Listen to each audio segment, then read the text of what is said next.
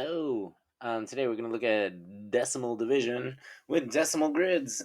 So this is another visual way of looking at decimal division. We'll continue to use the algorithm because it always works. But on top of that, if you examine these images, I feel like these make a little more sense than some of the ones before. All right, so what we're looking at here is what I'm going to do is, for the most part, let's go ahead and pay attention to not the little screen, but the big screen over here. All right, so right now, I just need to figure out what I'm looking at. So we have one whole. The whole thing is not shaded. We have 1/10, 2/10, 3/10, 4/10, 5/10, and 6/10. So we have 6/10 or 60 hundredths shaded. Okay, 6/10, 60 hundredths, the same amount. So we have 60 hundredths shaded. I know that because there is 6 full tenths shaded, and there's 4/10 unshaded. So that means that we're looking at 6/10 or 60 hundredths if we look at the tiny squares instead of the rods. All right, so the next thing that we're going to do is think about how many groups do we see, and this is the new part. All right, so these circles are groups. All right, so we have one group right here, we have two groups, and then this last one shows us our third group. So there's 1, 2, 3 groups. So this is like 6/10 divided into 3 groups. All right.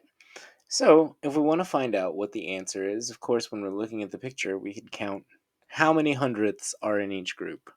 So 1, 2, 3, 4, 5, 6, 7, 8, 9, 10, 11, 12, 13, 14, 15, 16, 17, 18, 19, 20.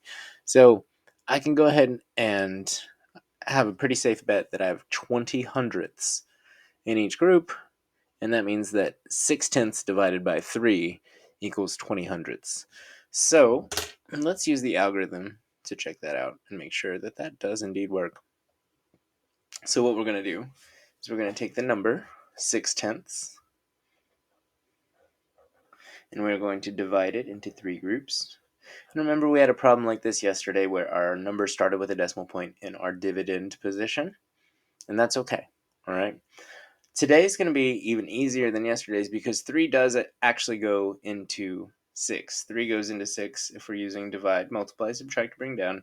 3 goes into 6 2 times. 3 times 2 is 6. Remember, we're ignoring the decimal point to the very end. We have to subtract 6 minus 6. That gives us 0. We have nothing to bring down, so we're just going to bring the decimal point directly to the top on the elevator. There you go. We have our answer. Our answer is 2/10. So if we had 2/10,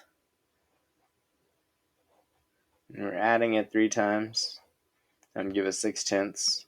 Or if we had 2/10, and we multiplied it times 3, that would give us 6/10. So either way you look at it, many ways to look at it.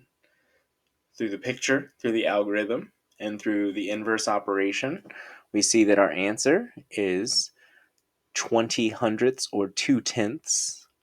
1 whole tenth right here, and then 1 whole tenth right there, 2/10. So let's take a look at the next, problem. Pen, clear screen. Okay. So they're showing us what we just talked about. Starting amount is 6/10 or 60 hundredths, separated into 3 equal groups. You can see the algorithm on the right. So our dividend is the shaded amount, our divisor is the amount of groups, and then the quotient is the amount in each group. So if we put the dividend on the inside and the divisor on the outside, the quotient ends up on the roof, and that's how we got the answer. They did way more work than we did. So good job not doing as much work as they did and getting the same answer. All right, we'll continue in the next video.